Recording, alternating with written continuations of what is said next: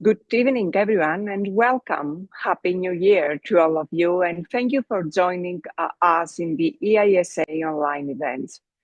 We enter this new year in a rather striking way with a US military intervention in Venezuela. It is an event that calls for reflection not only about Venezuela itself, but about US foreign policy, about the region, and about the wider international order, including Europe and, of course, cases such as Greenland. Today's discussion does not focus on developments inside Venezuela. Instead, we ask what this intervention signifies, what it tells us about power, order, alliances, asymmetry, vulnerability in today's world. And that is why we have brought together a group of speakers who look at this moment from different points. Experts from the region, experts on the region, on US foreign policy, on Europe, and on Denmark and Greenland. I'm very happy to welcome Elizabeth Saunders from Columbia University, Sonia Lucarelli from the University of Bologna, Tom Long from Warwick University, Leslie Wegner from Bath University, and Rasmus Brun Pedersen from Aarhus University. Many thanks for accepting our invitation and joining us today. It's a pleasure and honor. So without further delay, let me turn to our first question and invite each of you reflect on it. It's about your first thoughts when the news broke out. Many of us felt that something important had shifted, while others show familiar patterns at work. And I'd like to start with your own experience. What was your initial reaction when you heard about the intervention? And looking back now and reflecting on the event, do you see the intervention in Venezuela as a turning point? Is there an assumption about international politics that no longer holds after Venezuela? And I'll start from Elizabeth, from the other side of the ocean. Thank you so much for having me. And it's great to be on this panel because I want to hear the European reaction to everything that's happened. I was just looking at the date on my computer, and Venezuela was January 3rd, so 2+ weeks, which feels already like an eternity. And of course, we here in the US are also, we have the ICE assault in Minneapolis, which has also dominated our news. So it's just dizzying. Tomorrow I start teaching my US foreign policy class, so wish me luck. So going to your question, I think, so I was sort of watching Venezuela news all fall and then through December, and there were a couple times where people thought maybe it was all happening. But by the time that morning, that Saturday morning when I woke up that Saturday morning, it definitely took me by surprise, the manner and the timing. Not the fact that by then I kind of figured he was going to move against Venezuela at some point. But that he did a special operation and that he grabbed Maduro and his wife and extracted them.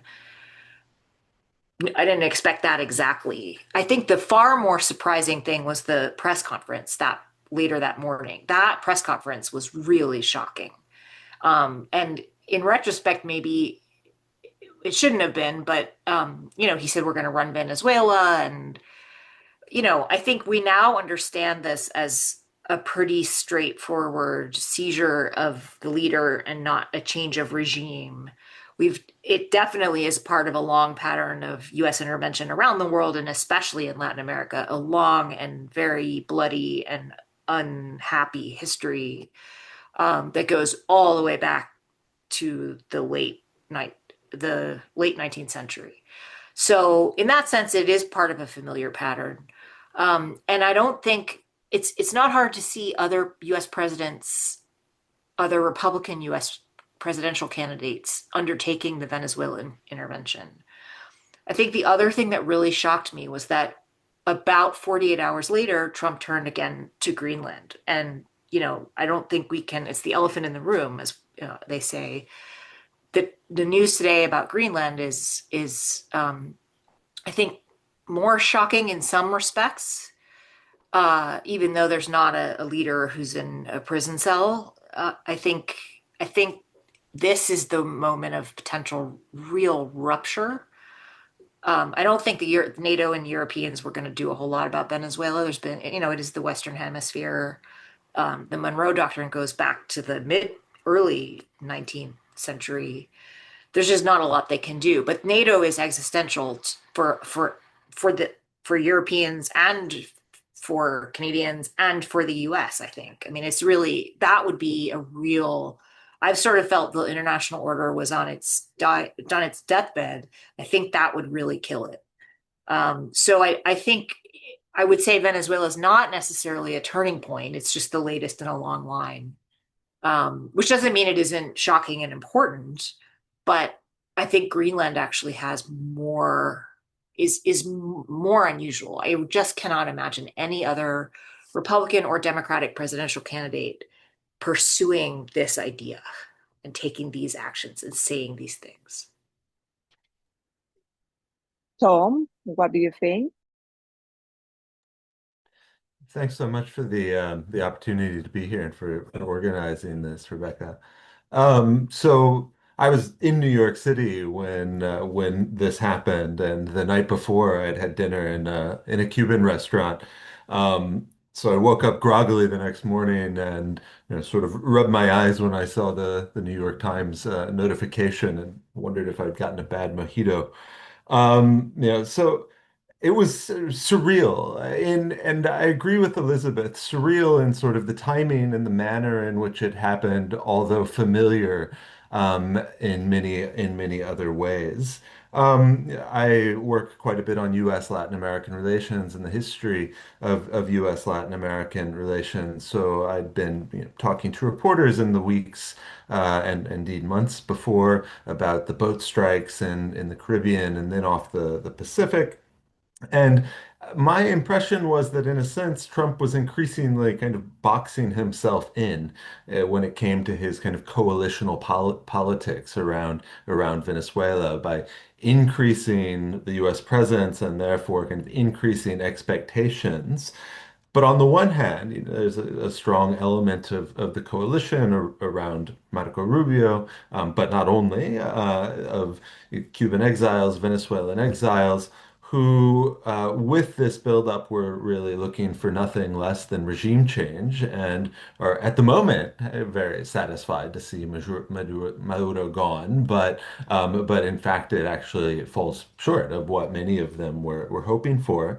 On the other side, there's kind of the anti-globalist, anti-interventionist, the anti-forever war part of the MAGA base that was concerned to an extent about this, and concerned about the idea of kind of a broader intervention. So, my expectation had been not this, to be very honest, but to see airstrikes, to see drone strikes, to see some sort of military action against Venezuela. But again, the type of intervention, abducting a sitting head of state, not recognized by the United States, but still the de facto head of state, is, I think, is a sort of a breach in many ways, and is that the nature of that action, even if U.S. intervention in Latin America and the Caribbean has a long, long history, the nature of that action is not unprecedented exactly, but certainly a shocking one. For the moment, I think because it was successful, this action kind of squared that circle of Trump's kind of competing elements of the coalition, as well as some of the politics in other Latin American countries, where there has been far from a universal denunciation of this action. You have some people, some leaders who have been very supportive. Um, but I think that's a for now. Because if we look at the action in a broader context, we look at the intervention, that's when we start to see echoes, in particular, I think, of sort of interventions in at the turn of the century, at the beginning of the 20th century, where the United States frequently sought to run countries from offshore through pliant leaders, through gunboat diplomacy, and repeatedly finds itself disappointed with the results. It has leaders who don't deliver everything that the United States hoped they would. The interventions that the United States thought would pay for themselves do not. The United States gets drawn into cycles of intervention because the US seems to miss the fact that even if it's a leader that they effectively installed or supporting in the case of Delcy Rodriguez, that leader is going to have her own domestic politics, her own coalitional politics, if she wants to survive, and those are inevitably going to pull her in somewhat different directions. Um, so, I think that that's where it becomes very difficult for a U.S. president to kind of to run a country from offshore, and particularly one as large, as complex as Venezuela. So, I think we may see history repeating itself in that sense. Thank you, Tom. And Leslie, what were your expectations and first thoughts? Hello, everyone. Thanks for having me here today. Well, I agree with both Tom and Elizabeth. I think at first I really struggled to make sense of the action and actually also trying to kind of analyze this as I was seeing the news. It was in the morning here in the UK, so I was like totally shocked with it. But after a few minutes, I think I have some ideas and thoughts. But my first reaction actually was that Article 2 of the UN on sovereignty was violated. I mean, that's quite, straightforward. But even if it is in the presence of a dictatorship, I mean, what we saw there, or what I thought, it was like a serious weakening of international law that protects medium and small powers from predatory behavior of great powers. And I think, also kind of revise all this kind of history of interventions of the US, but we thought in Latin America that these kind of interventions were no longer there, were no longer part of the present time. Also, as well, I thought about, on the global and regional implications of this strategic action of Trump's government in terms of whether we are really going into a new era of sphere of influence or not, or more assertive hegemony, whether this event is a reflection of how power is to be managed from now on, and including all this kind of Russia and China as well. And also as well related to my previous point was whether the so-called Donroe Doctrine is here to stay and whether it will be recurrently exercised or invoked or not in the region of Latin America, right? In terms, I'm referring more like in terms of direct interventions. And also as well, I will say that I asked myself actually what changed in Trump.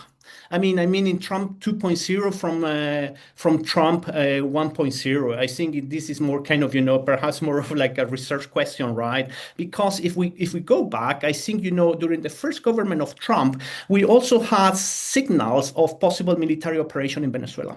Right. At that time, when Juan Guaido was president, was the then president of the assembly, and he proclaimed himself interim president of Venezuela, and the U.S. backed him as well. And there were debates about whether to intervene. There were some kind of declarations of Donald Trump and his advisors, right? But Trump at that time tried to kind of find and build some kind of coalition and some kind of negotiations and diplomatic coordination with some Latin American states. And in this case, we see something totally new, I think, direct intervention and so on. So what has changed there, right? So, and the other thing I would say that, of course, the action of removing Maduro is there, but I would like to mention or argue that that how the narrative unfolded also impacts on how we frame this event as a turning point or not.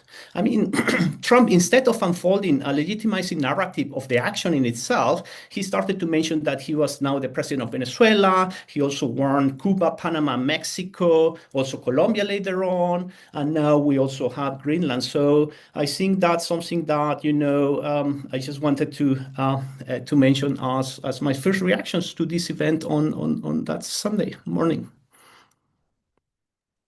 Thank you, Leslie. And I'm wondering how the news were felt in Denmark, Rasmus. Yeah, first of all, thank you very much for the invitation. When we talk about Venezuela, of course, that was also a shock seen from a Danish perspective. But you should also remember that kind of the building up to Venezuela, at least from our point of view, had taken a very long time, because one of the first things Trump talked about in his presidency was Greenland already from a year ago. So we have had this fear that we would see kind of a more dominant U.S. position and kind of return to some of the old patterns in American foreign policy when it comes to the Monroe Doctrine and kind of the exercise of dominance in the neighborhood area. But for my initial reaction was that I found kind of the whole build-up to the operation quite interesting, in the sense that you had this relatively big mobilization of forces in the region. But also that kind of the argumentation, at least in the beginning of the campaign, very much related to, narco, terrorism, immigration, things like that kind of speak into a narrative where Trump could kind of legitimize a kind of a stronger role for the executive power in the U.S., where he kind of were defending, at least claimed to do so, an American interest by taking out these boats and try to prevent illegal immigration and other things. And then I think it was interesting also to kind of see kind of the shift in the motivations, that it came a kind of pure economic interest. It was oil interest later on, where we didn't saw any kind of legitimation of the conflict based on values or moral concerns and anything like this. Is pure national interests, confiscation of ships with oil, and basically a very strong approach that this is something that the United States can do because they are kind of the strongest one, and they can do it in order to defend American interests. So it's kind of a comeback to the Monroe Doctrine, and also what Thomas mentioned, this kind of book-on-boat diplomacy, where you don't go for regime change, but you go for control through threats and kind of the threats that you would actually kind of take out leaders if they don't do what the Americans are going to say. So I think that kind of also signalized that we have seen an American military that kind of follows command. They are also willing to follow what I at least believe is illegal orders, meaning that there is kind of a much more control from American perspective over the military, and they can serve as purposes for the government. On a more kind of international scale, I think one of the lessons from, at least from my perspective, is that if this can happen to a relatively large, small states, if we are going to call Venezuela that, then it can happen to anyone.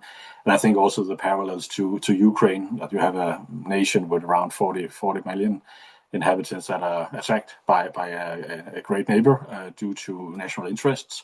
Then again, it can happen to all small states, basically, and all territories, because they will be basically in the danger zone. And therefore, I think it is also interesting that at least if I were kind of advising Trump, we'll say, okay, what was the the international reaction to this? Was there this big outcry? Well, yes, there are some protests, but very weak ones. So no real international opposition, despite that you are violating laws. So after Panama, then you had Venezuela, and then the obvious question would be, as we have also seen, what about Cuba, Greenland, things like this. So I think what we have seen is kind of a permissive consensus that this is something the US apparently can do, and they are not hiding it. So there's no kind of shielding around values or anything else. It's just purely based power projection. So I think what you're facing now is kind of an unconstrained US power. It's kind of go for a kind of a direct or indirect confrontation with China, where they try to cut off their supply lines,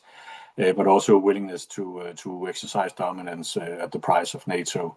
So what I see is that kind of Trump has kind of had the taste for blood now, and there's no loss like blood lost, right? So I think we will see more of the same the coming years. So depressing news in that regard.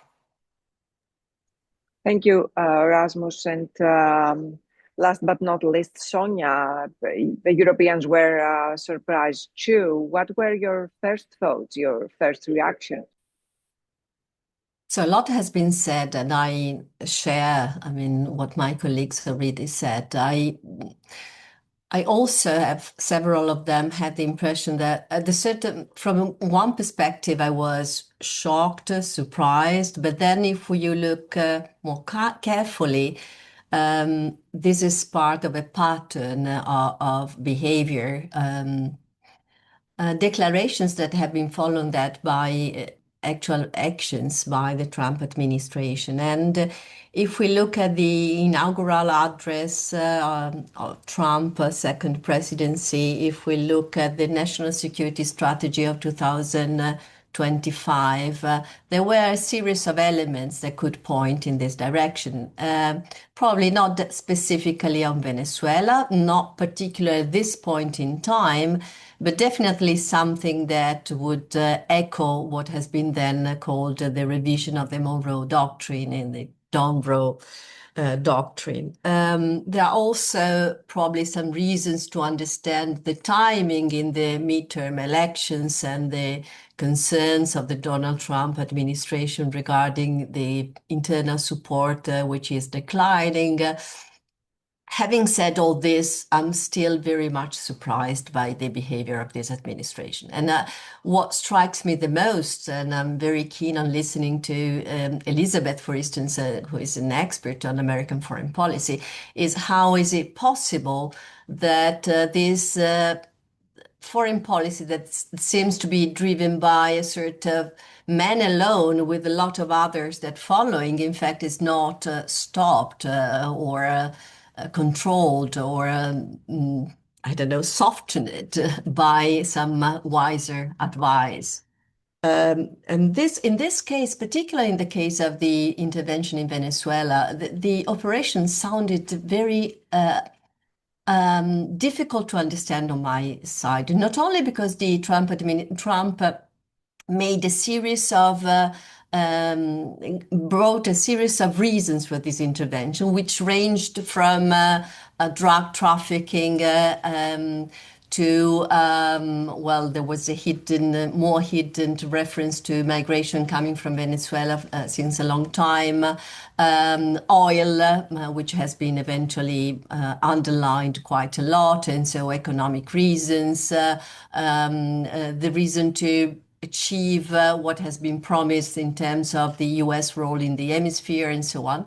But putting all this together, it doesn't make much sense. Also in the sense of if we look also at the economic benefits and the benefits in terms of oil, for what I read with respect to the type of oil, to the availability of oil, how easy it is to drill this oil, to the willingness of the American companies to continue investing in Venezuela, to the guarantees that can be provided by this government, which is not a different government, it's just a government with a different leader, but it's more or less the same that it was before. So what would be the real advantages of this intervention is all to be seen. So here a big question mark, whether it is or it's not a turning point. It's part of a path that is a sort of little turning points, nothings, to use a terminology that has been used in securitization literature, like little securitization nothings. This is not even little, it's big steps that have been undertaken, both in a narrative way and in a much heavier pragmatic way, a practical way of transforming the logic of the international relations, the way in which countries and major powers work and legitimize their own policy. So yes, it is one component of a shifting international politics, which is changing rapidly, and of which I agree Greenland is a much more significant case in point. Thank you, Sonia. And let's look a little bit at the different points of view, and let's start from the US. Elizabeth, what kind of change does the Venezuela intervention represent in US foreign policy, and what are the consequences for the United States itself and for the international order, for NATO, for Europeans, for the other powers? You already mentioned Greenland, but what else is there, both at the domestic and the international level? Gosh, where to begin? I think I'll begin picking up where Sonia was asking about, why isn't this being stopped or at least debated, or the speed of this is really astonishing, right? Moving from Venezuela to Greenland with Minneapolis. I mean, it's been like 2 weeks and the major stories have just not stopped. And so taking a step back, in Trump's first term, and we anybody watching this or participating in it is undoubtedly aware that there have been many forces, structural forces that brought Europe and the United States to the point of 2016, where you had Brexit and Trump's first election. I mean, these conditions did not come overnight, but for arguments, in the interest of brevity, we could start in 2016 and 2017 when Trump took office the first time.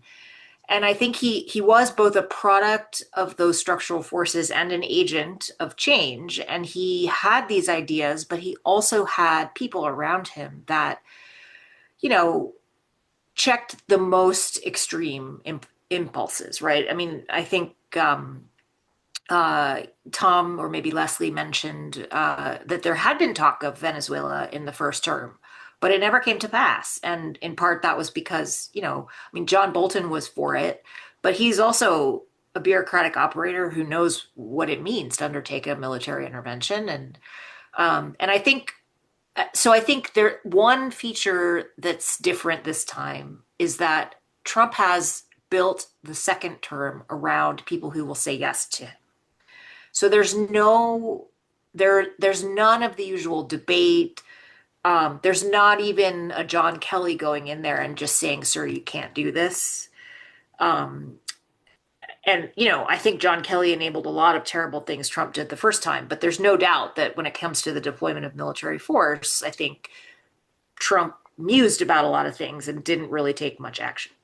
So I've written a whole book about how these kind of internal elite debates inside the White House are actually a really important check on presidential decisions to use military force. So if that's gone away, and Congress has been gone for pretty much the whole decade, except when they want to complain about, not being consulted or something, what checks are left, especially since the other thing that's changed is that the Supreme Court gave Trump immunity for his official actions as president. So there's not even the constraint of future prosecution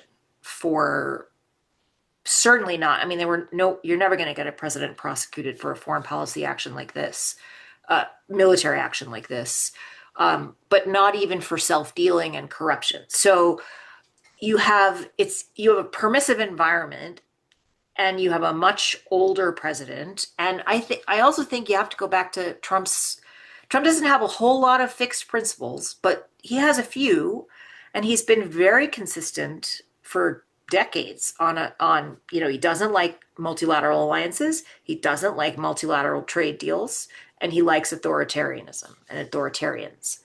And I think when you put those together, he doesn't like boots on the ground intervention, but he likes acquiring real estate, and he likes bombing things. Like he's all for the sort of surgical, what he perceives to be the surgical precision operation.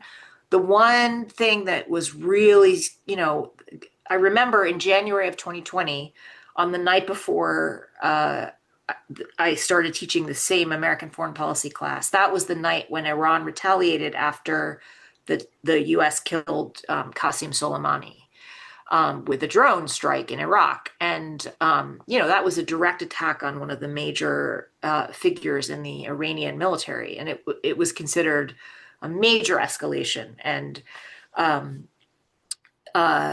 in retrospect, it wasn't, but it's sort of these sort of surgical special operations bombing. That's a tool that Trump likes to do in addition to these threats and then tariffs, right? So I think what you have is the same person emboldened, taste for blood, maybe quite, astute observation, I think. And also the constraints have gone. And so what you have is, I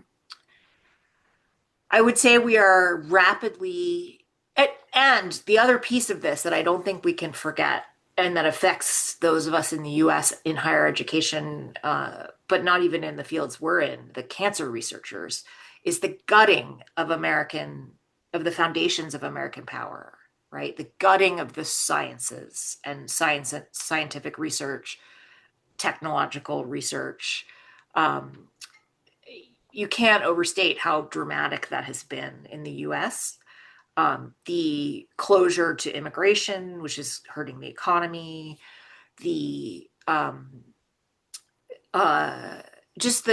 all on top of all these other things, the material sources and the economic sources of American power are being confronted and assaulted by the government, right? And so what does that leave us with? I think it leaves us with a revisionist power that is rapidly taking us into a kind of anarchy that we don't really know how to deal with, right? Anarchy is a pervasive, we all read our realism.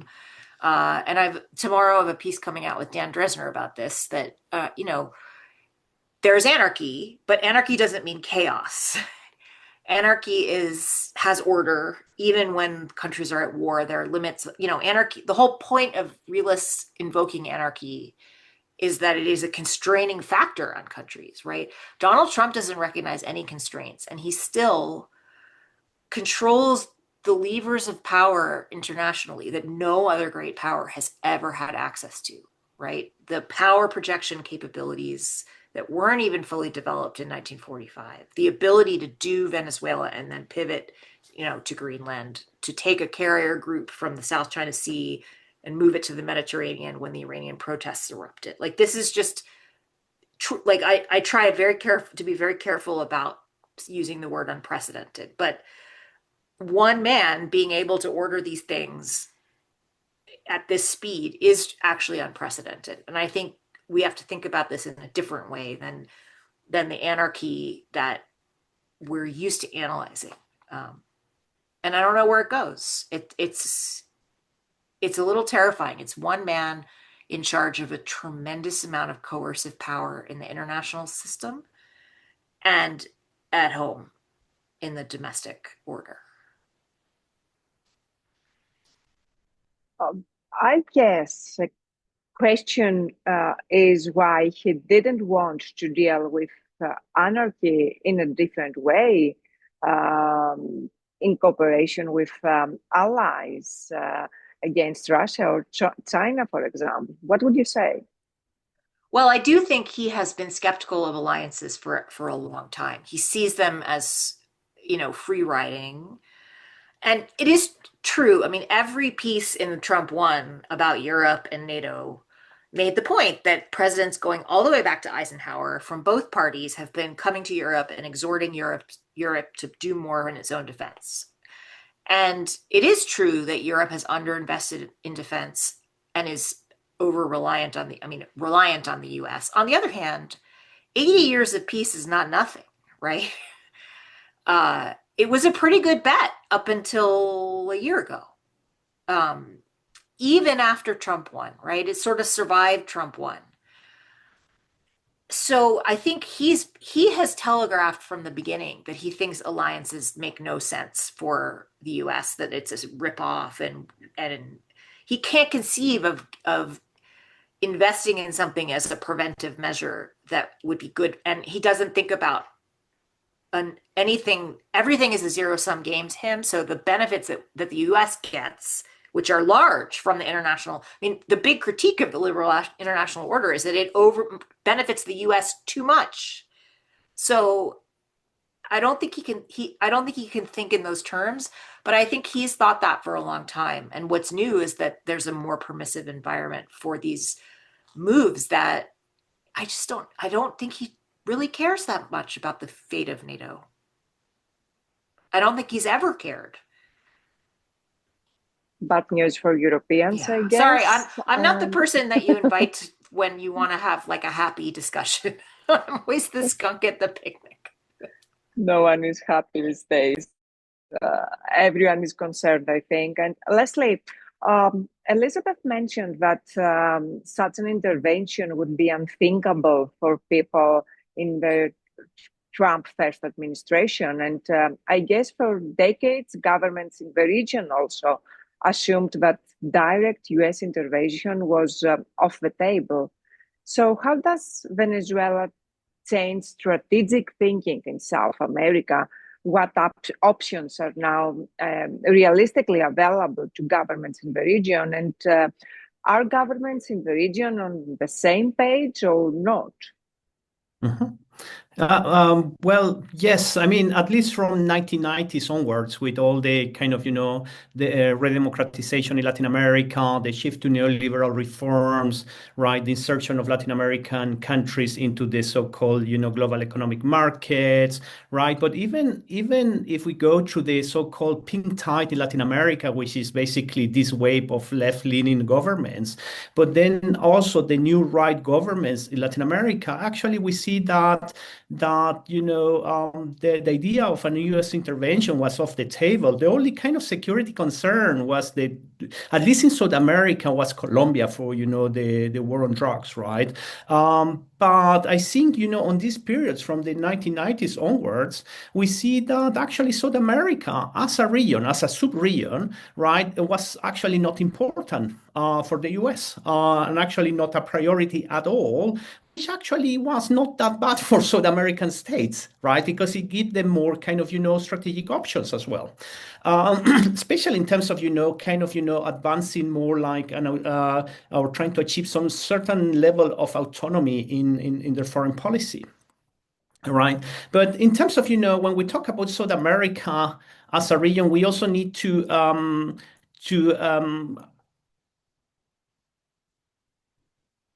So actually, sorry, I was reading the message that popped up there.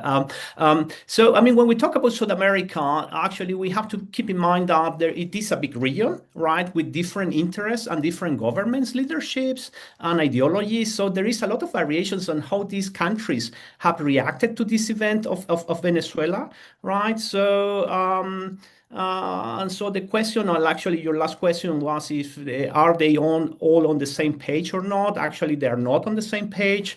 We have some left-leaning governments, such as that of Chile under Gabriel Boric, or some more left-oriented, such as Petro in Colombia and Brazil, that have questioned the legality of this intervention, right? And actually, they frame it as kidnapping as well, some of them, right? And actually, kind of trying to reivindicate these principles of sovereignty and non-interference, which for Latin America, South American states is a very important, two very important principles of their foreign policies. We also see that, there is a lot of, right-wing governments now that actually welcome the intervention of the US in Venezuela. Argentina with Milei. The new elected president in Chile, right, he has not assumed, but he was elected, so he also kind of welcomed this. Also in Peru, in Ecuador, and in Paraguay, they all welcome this. So there is a clear left and right divide in South America.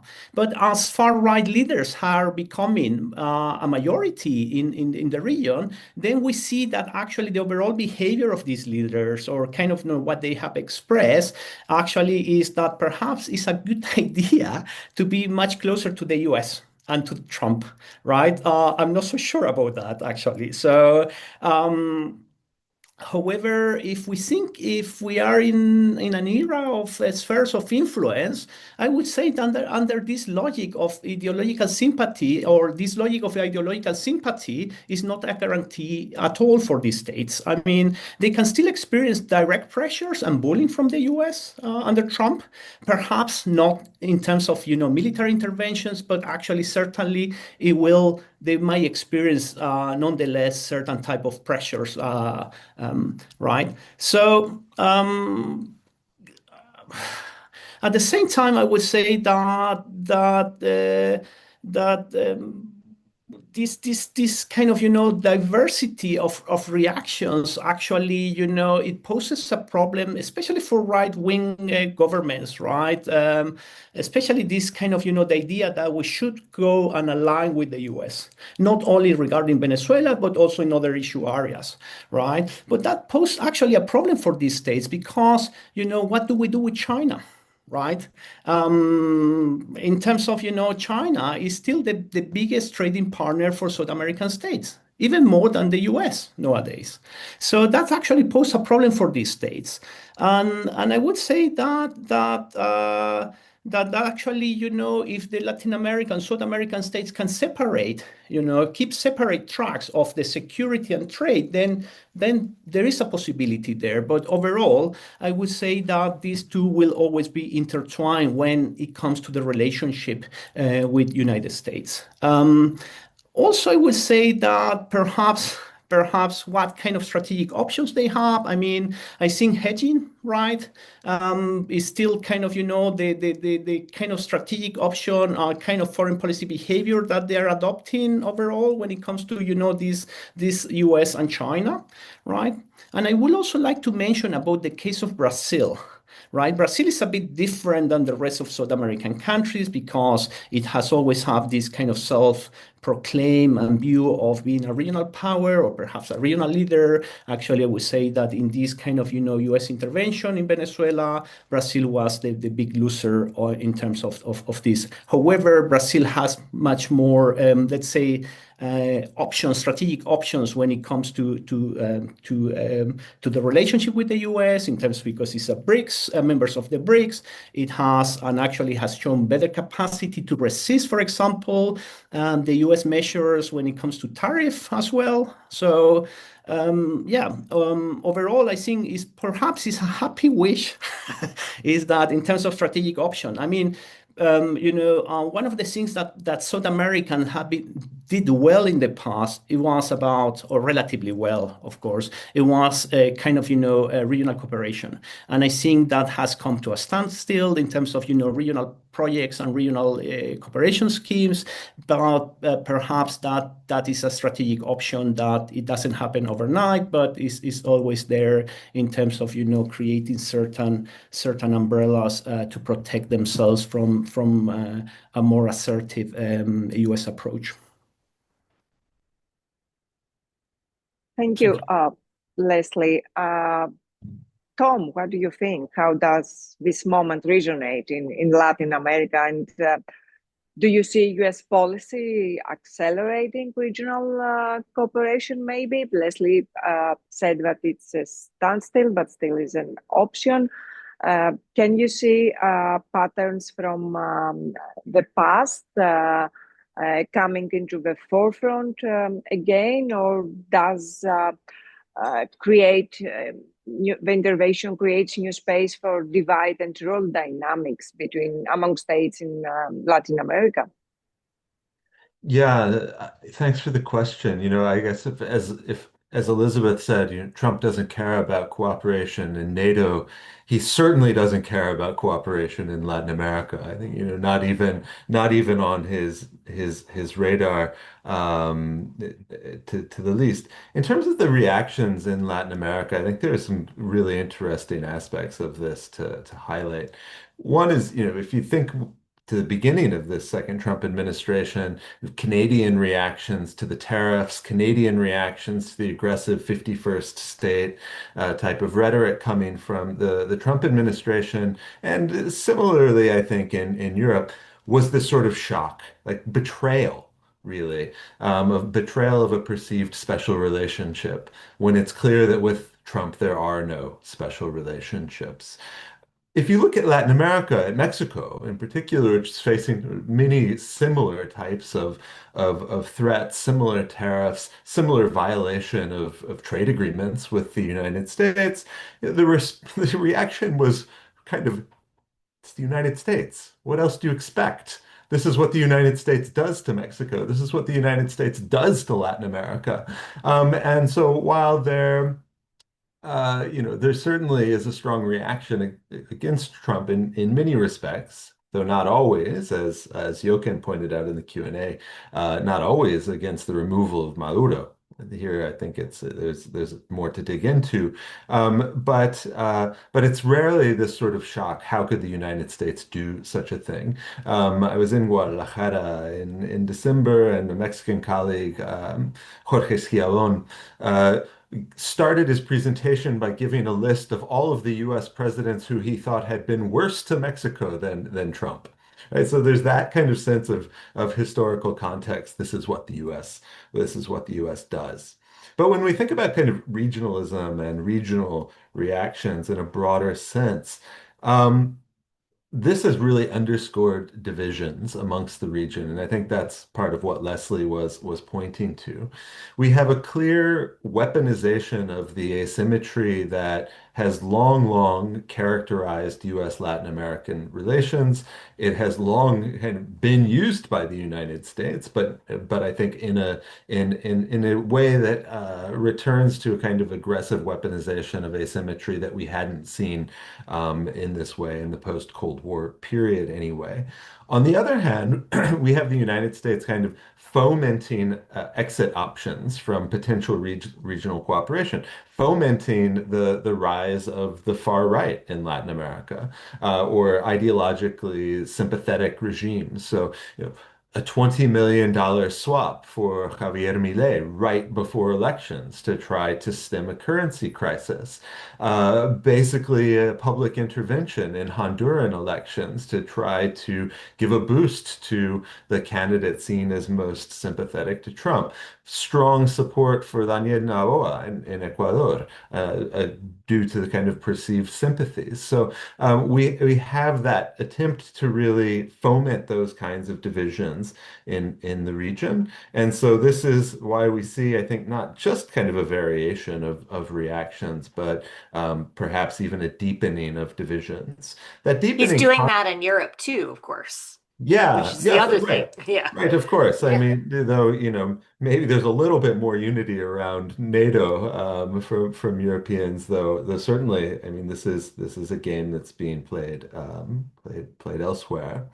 Um, you know, I think this sort of division in response to an external threat contrasts with kind of the heroic narrative that's often told about Latin American diplomacy, which is that there is always support for non-intervention, that the region responds to external interventions for the last 200 years since the 1826 Congress of Panama by getting together and kind of trying to sort out regional responses. But actually, we've long seen fragmentation. We've long seen kind of defections from that regional cooperation.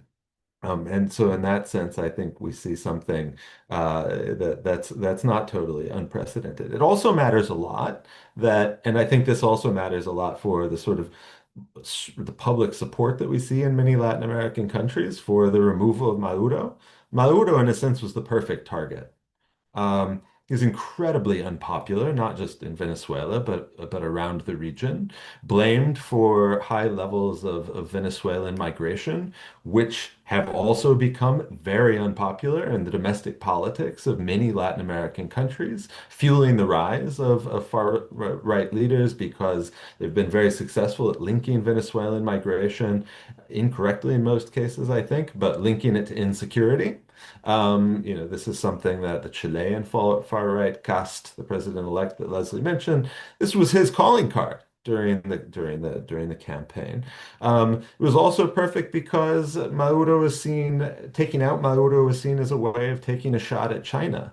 And though China is the biggest trading partner, I think, not uncontroversially so. There is concern, say in Mexico, about a flood of Chinese imports and the impact that that has had. So you have people who were willing to kind of welcome action against Maduro in these various respects. The question, I think, the other thing that makes Maduro the perfect target is that the Venezuelan government had no friends in Washington. That's not true of the Colombian government, which Trump has threatened, but the Colombian government, not Petro himself, but the rest of the Colombian government has deep and meaningful relationships across the US government. The Mexican government, the same. It makes them much more complicated targets for the sort of spectacular use of US military force. The Cuban government, however, does not have friends in Washington. It's a less appealing target in some ways, but I think that lack of friends in high places, lack of plutocrats in Donald Trump's orbit, makes Cuba very vulnerable.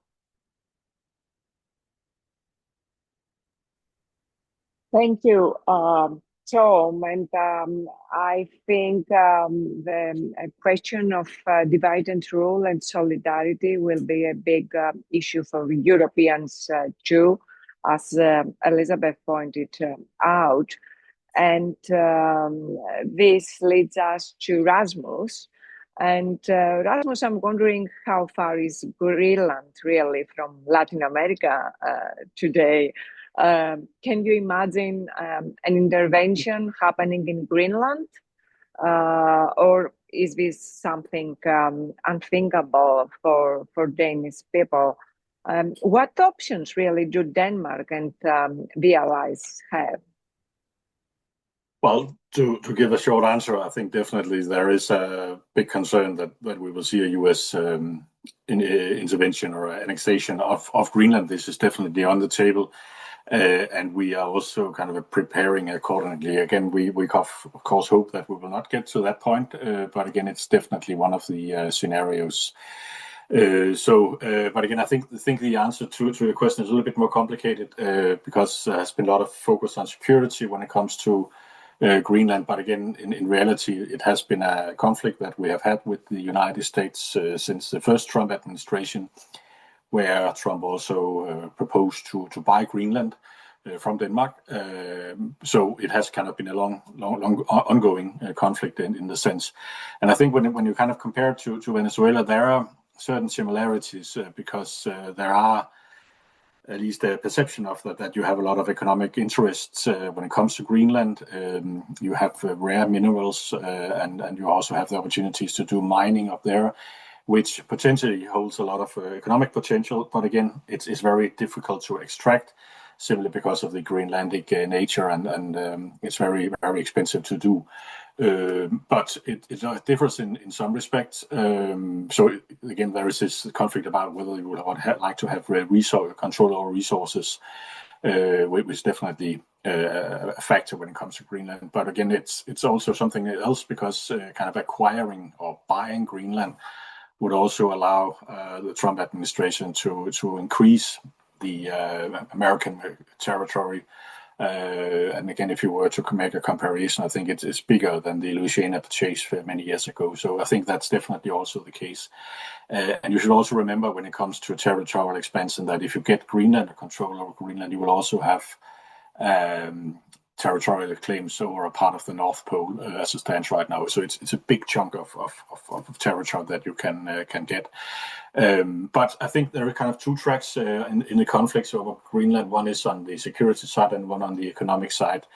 And it is a little bit complicated because Greenland, of course, is a part of the Kingdom of Denmark, meaning that Denmark, according to the constitutions, has responsibility for defense and security and foreign policy more generally, while Greenland has kind of the right to have a home rule, meaning that they can decide over what will happen with Greenlandic soil and who are allowed to do mining and things like this. So there are kind of divided responsibilities.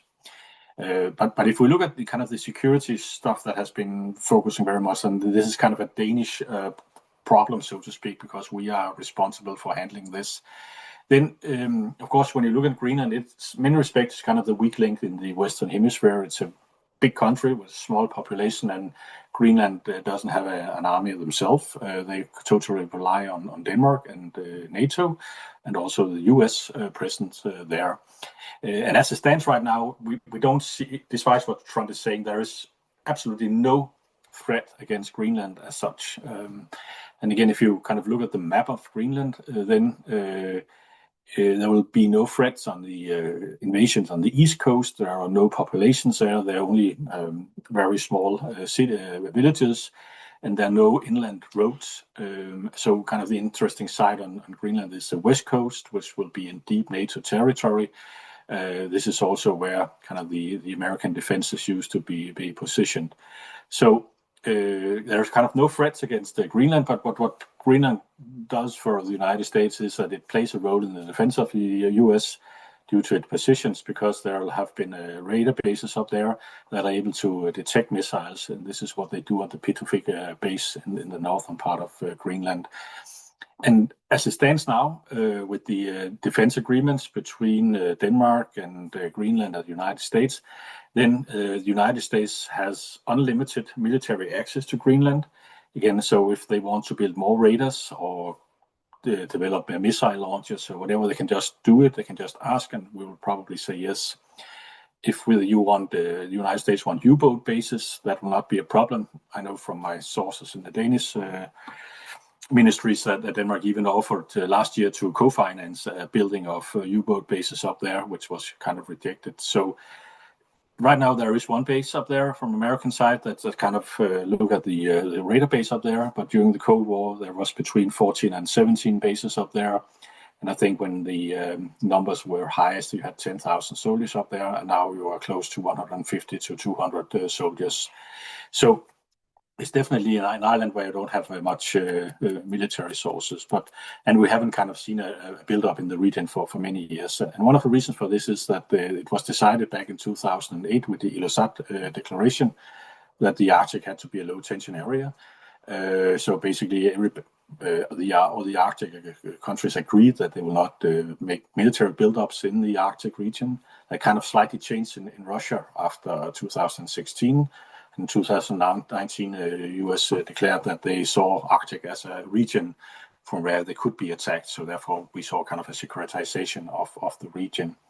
This has been kind of countered from Denmark. It's kind of called for bigger NATO presence in the region. But we haven't seen any military buildups, neither from the Danish side, and we haven't seen it from the United States side either. So this is kind of some part of the background. So when we talk about threats, and some of the things that the US administration is talking about right now is that, of course, when it comes to military issues, Russia is the threat, but the threat is not against Greenland. The threat is that Russia can use the geography of Greenland to say U-boats close to the coastline and maybe launch missiles, or they can sail through the Danish Strait, Denmark Strait, and without getting detected, and thereby getting closer to the United States. So what has been kind of called for is kind of an increase in the surveillance in the region, so that we can see both what happens above water but also below water. But here we actually had a system for this, but this was called the Dew Line, which was closed down in 1991, I think, from the United States. And as it stands right now, we don't see any real plans for Russia to attack Greenland, but they might kind of try to use the geography for its own purpose. So what the Trump administration has actually been telling Denmark is that Denmark should kind of take over some of these responsibilities for detecting Russian submarines and maybe also threaten them away from Greenland, which used to be an American task, not a Danish task, but the Danes said we don't have the capacities to hunt down Russian and nuclear subs. but if we can help, we would be glad to do it. Just tell us what to do, basically. So this is kind of the background for the security issue as it stands right now. And again, the Danish response has been that we really want to increase NATO presence in the region in order to accommodate to some of these concerns that the administration has raised. When it comes to kind of the economic track, then that kind of access to mining and the underground in Greenland, then it's not really a Danish concern. It's a Greenlandic concern because that's kind of part of the Home Rule Agreement with Greenland. They are to regulate this. And when it comes to investments in China, it's clearly kind of China who's the adversary. But kind of also fighting off the Chinese will be a Greenlandic responsibility because, again, it's part of the agreement with the Greenlanders. And here, I think Trump actually might have a point because Greenland has been quite, as I said, they have been open for business, meaning that they have kind of signalized that they are very open for business, so they don't really care who they trade with. And of course, that has led to some concern in the United States. But again, Greenland just basically want investments and haven't really thought about it in a kind of strategic perspective. But it should also be mentioned that China has kind of dropped any ideas about large-scale investments, and they did that 11, 12 years ago. They had big plans on creating some really big mining projects on Greenland that would mean that China would kind of import 40,000 workers or laborers on Greenland, and as a comparison, you have 57,000 Greenlanders, so that would basically transform Greenland.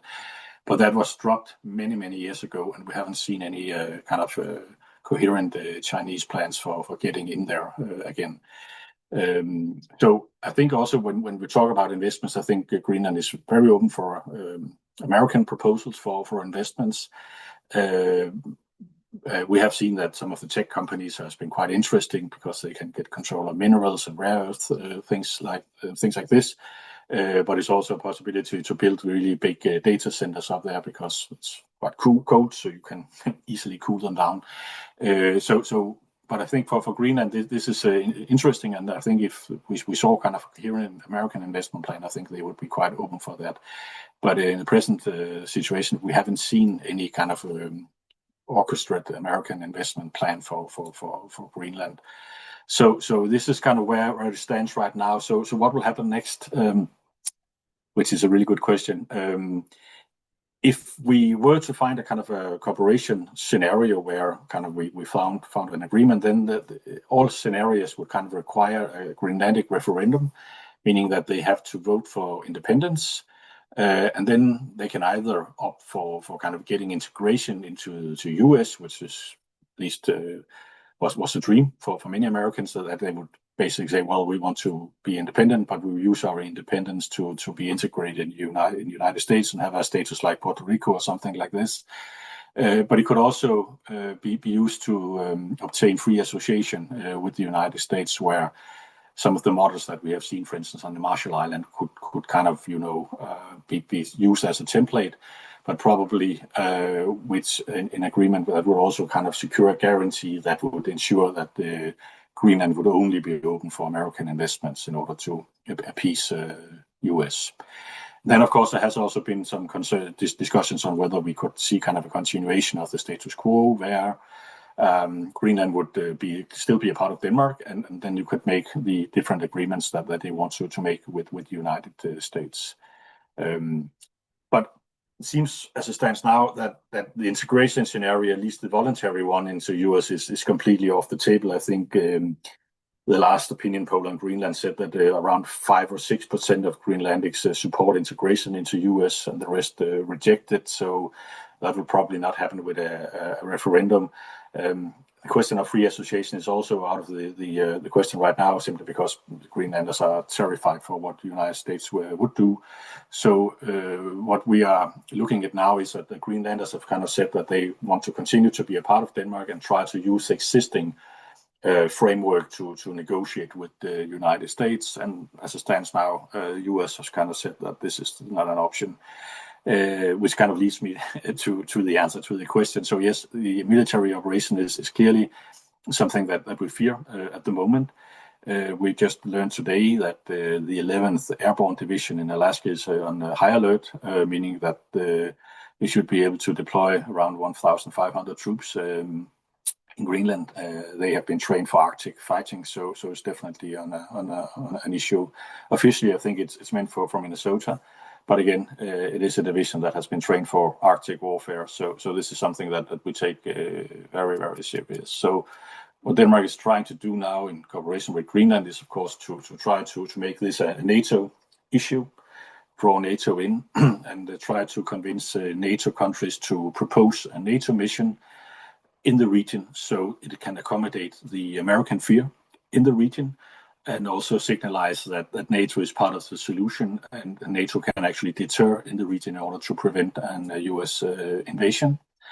And then, of course, given that Denmark is part of EU, while Greenland is not part of EU, but they have some, they are kind of under some of the association partnerships with the EU, so that they are also covered by EU law, meaning that if we have an invasion, then EU would put sanctions on the US, and that could also activate Article 42.7 in the EU treaties.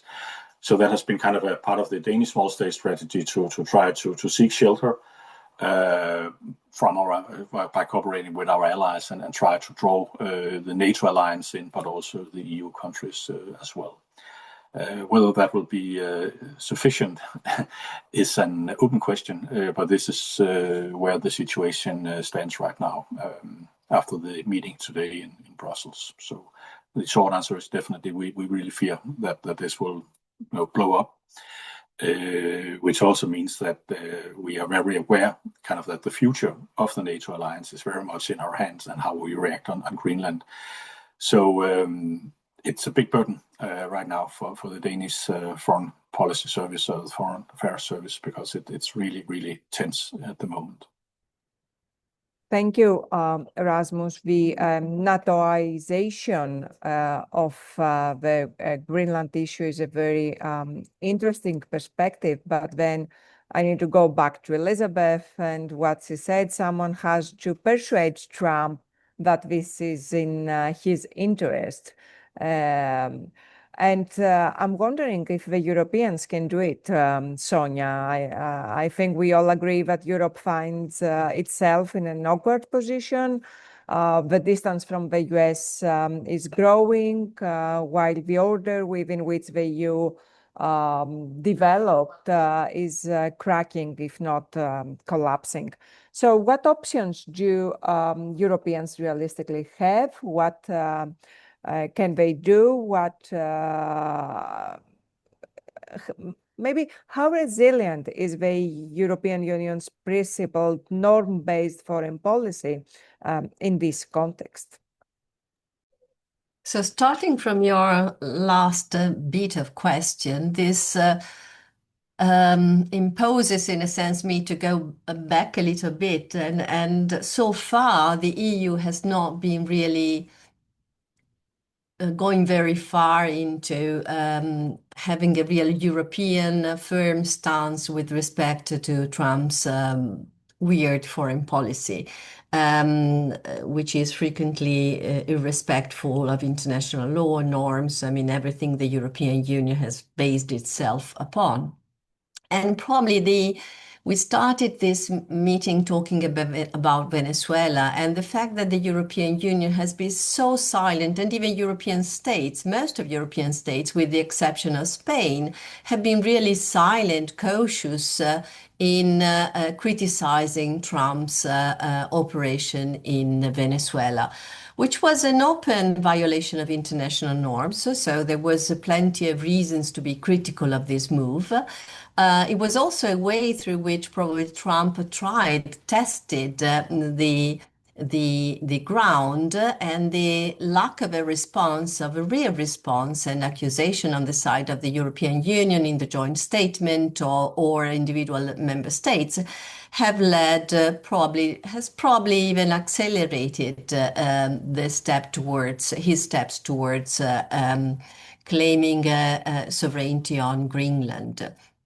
It's clear that the reasons why the European Union has been more blunt into accusing the violation of international norms that has occurred in Venezuela are linked to, I think there is a sense of lack of self-confidence, which was demonstrated also when Donald Trump launched tariffs, and there was the agreement last year between the EU and the US on tariffs. The possibility of losing American support in European security, particularly in the case of Ukraine, fears for European economy, a sense of insecurity itself, of being less sort of a colonial approach with respect to the United States that led to an economic agreement on tariffs which was unbalanced and not respectful of the real strength, economic strength of the European Union. Now, all this has been reflected into the response and the reaction, lack of reaction to the operation in Venezuela. This time, I mean, when we come to Greenland, it's clear that appeasement doesn't work. The appeasement or partial appeasement or full appeasement that the Europeans demonstrated with respect to the operation in Venezuela has led to a quick claim by Donald Trump of sovereignty on whatever it takes on Greenland. So this is really time when there is no more time to lose. In the case of Greenland, this is really a turning point because at stake is the survival and credibility of NATO, but also the survival and credibility of the European Union, in my view. And for this reason, there are no other plausible and wise responses than being firm, united, and clear, using all the economic strengths that the European Union has. I see the diplomatic response is already there. It's not sufficient. And with someone with Donald Trump, the diplomacy itself alone is never sufficient. So you really need to show strengths. And the reason, the area in which the European Union does have strength is the economy. So Emmanuel Macron's proposal to activate the anti-coercion mechanism is a case in point. I think it would be the first time. There have been responses that have not immediately rejected this possibility. Is a deterrent measure, first of all, because it takes a lot of time, 4 months for the European Commission to evaluate the proposal. Then you need a qualified majority of the member states to approve the proposal. So it's not an easy way. It's not easy. It's not fast, but it's a proposal on the table that can be used as a deterrent. From last year, then, there was already a proposal that then has been frozen by the Commission of additional tariffs on the US of 93 billion worth goods, including bourbon, airplane components, soybeans, poultry, and other items that were particularly targeted at US states run by Republicans, if we look carefully. And this was frozen, has not been adopted, but is still there, and it's something that could be relaunched. It has been suspended until February the 6th, while Trump's additional tariffs against the 8 European countries that were more loud against the acquisition of Greenland would enter in force on February the 1st. So here too there is a temporary gap. There is another possibility that has been put on the table in the discussions these days, which is that of using the EU's rapid deployment capacity. The EU has, since last spring, the possibility to deploy up to 5,000 troops under the Foreign Affairs Service. This does not seem very promising. I mean, it's not really the first step that I would suggest taking for many reasons. One reason is that it's very difficult that the unanimous vote of the member states can be achieved. The second reason is that this is not a big force, probably not deterrent enough. And third reason is that it rises the level of clash and confrontation too high. So probably the economic strategy is the best, although I see it very difficult that it is approved. It's difficult because even the qualified majority is at risk. Italy is always very cautious. This government is very cautious into taking any step against the United States. Too cautious, I think. But also these days, I think it has been declarations today, if I'm not mistaken. Also, the EU institutions are very cautious with respect to disappointing Donald Trump, which is not a good strategy in my view. Thank you, Sonia. And it seems that many states in Europe, especially small states, cannot afford challenging the United States or Trump administration, or they don't want to challenge the US. And in this context, bargaining for profit might seem attractive to both sides, actually. Yeah, but this is short sight. It's short sight, first of all, because we still have to see what the consequences of the recent economic agreements that the European Union has undertaken, for instance, the EU-Mercosur agreement. With all the criticism, it enlarges the market quite a lot.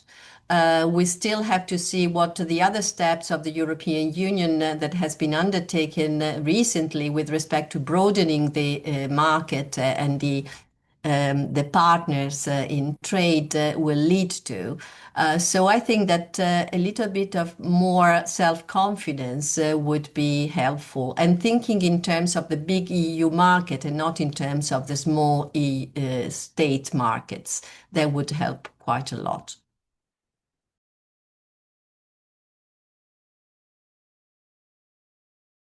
So much, and our speakers already did a great job answering questions on the Q&A box. Thank you very much for this too. We do not have much time for all the questions.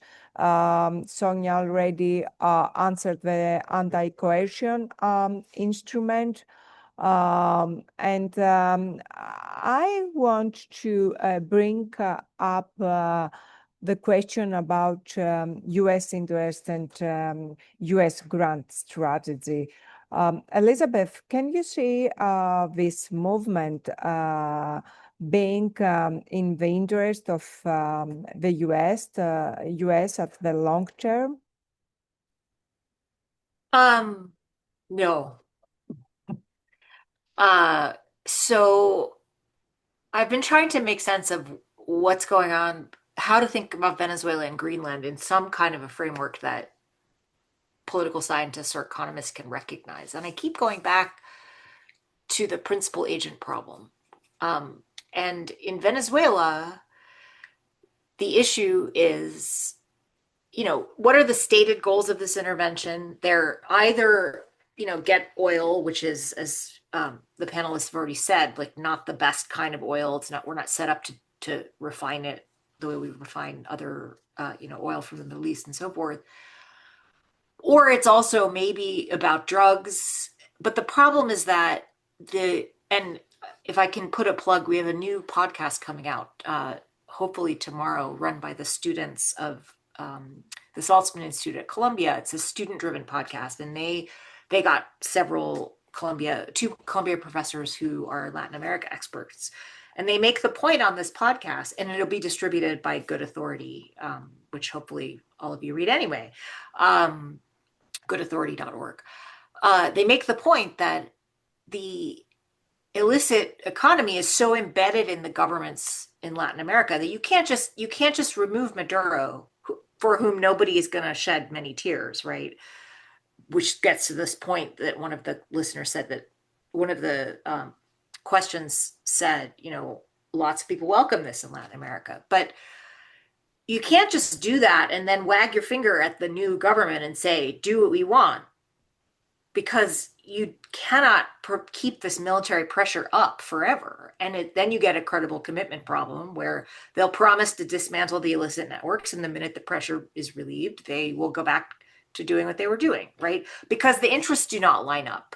There's a preference interest divergence between the US's principle and, say, the Delcy Rodriguez version of Venezuela's government as the agent, right? You can't rely on Delcy Rodriguez or really any Venezuelan government to dismantle the illicit economy that is the lifeblood of a lot of people running the government, right? And I say this is I am not a Latin America expert, but it strikes me that that's the thing that isn't being understood in the White House, right? That these are people with their own interests, and you can't just get them to abandon their interests overnight. The irony is, in Greenland, you have the opposite. You have a country that has interests that should be entirely aligned with the US in Denmark, right? And by extension, Greenland, right? And all the NATO countries.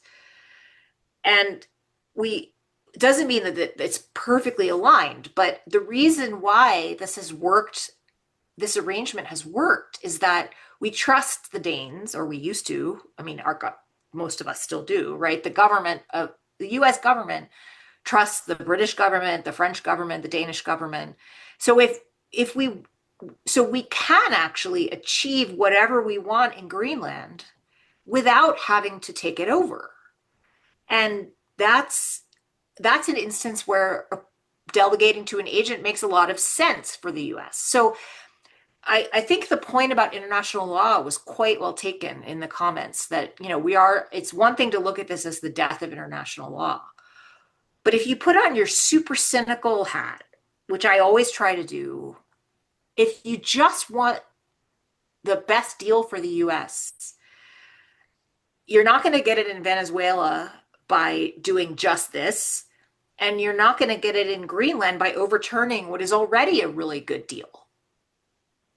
It just, from a strategic standpoint, this is not paying enough costs in Venezuela to get what you want, and paying unnecessary costs in Greenland to stop getting what you want. I don't get it. Thank you. Neither do we. And I'm wondering if this happens to Denmark, the most super Atlanticist European state, what the rest of us can hope for. So before we close, let me give each of our speakers the floor for one final, very brief thought, if they want to add something. Does anyone want to add? Since I just spoke, I'll just add, I'm sorry. It's okay. But just from our point of view, from Danish point of view, I think as you mentioned, we have really kind of been super allied to the United States for many, many years. So if it can happen for us, and especially also with a country that kind of has American base, then I think countries with holds American bases that are dependent on US defense, for instance, in the Gulf region and other places, they might be very afraid as well, because you can take these arguments on Venezuela and Denmark, Greenland, and then you can basically apply it to a lot of different small states. So it's really kind of changing times as I see it.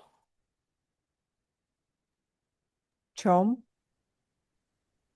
Yeah, I mean, I think a lot of this discussion at the very high level, it's easy to lose sight of what these sorts of interventions might actually mean in Venezuela and elsewhere around the region. And so I would like to maybe call attention back to that a little. And again, no one is shedding tears for the disappearance of Nicolás Maduro. But a return to sort of frequent interventionism has all sorts of nefarious consequences, not just for sort of stability and and kind of military operations and security. But for Latin American democracy, the more that the United States is again seen as kind of a power upon which you can call to turn against your enemies, this has been a kind of an undermining factor for Latin American democracy at many points in the Cold War. Bring the United States in because it's happy to intervene, and that makes it very difficult to build democracy. And so I think there are all sorts of kind of second and third order consequences of this for the region that I'm really worried about. Leslie? Yeah, no, just to go back to a bit on Venezuela, I think we didn't tackle actually, the internal dynamics of Venezuela, right? I mean, if you see, I think, overall, as Tom mentioned, no one is, like having tears because of, because of the removal of Maduro. However, we see that actually, the population actually in Venezuela didn't go out to the streets to celebrate. I don't know if that is, more sociological in terms of, being afraid of what come next or not. But overall, there's also has been, a lot of mobilization within Venezuela to kind of support the regime. So I think there is like a kind of, division between, the diaspora of Venezuelans abroad vis-a-vis what's happening also as well in the domestic level as well. And also finally as well, I want to mention about, what Tom actually mentioned about, if you have, Latin American democracies have been struggling in the last years in terms of, in terms of delivering the substance of democracy and with external interventions that actually, it makes the case for, for eroding democracy even more, within the South American context. Sonia? Yeah, I fully agree with what has been said. And with respect to, a general comment, that derives from what comes from what has been said earlier.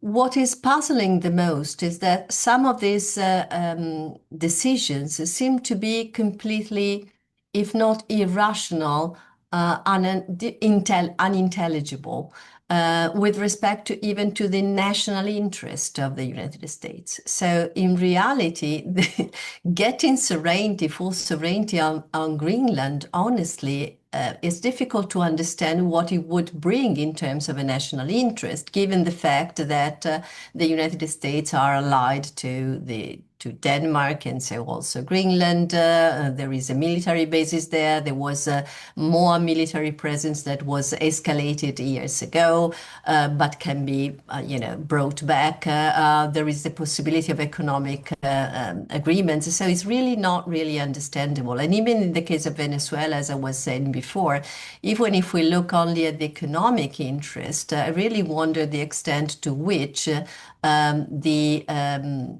Venezuela will bring a lot of additional gain in a decent time, at least a decent time. I'm not talking in the short run, but not probably even in the middle run. So it's really difficult to understand the logic of the foreign policy of this administration, even in terms of what they like to call national interest.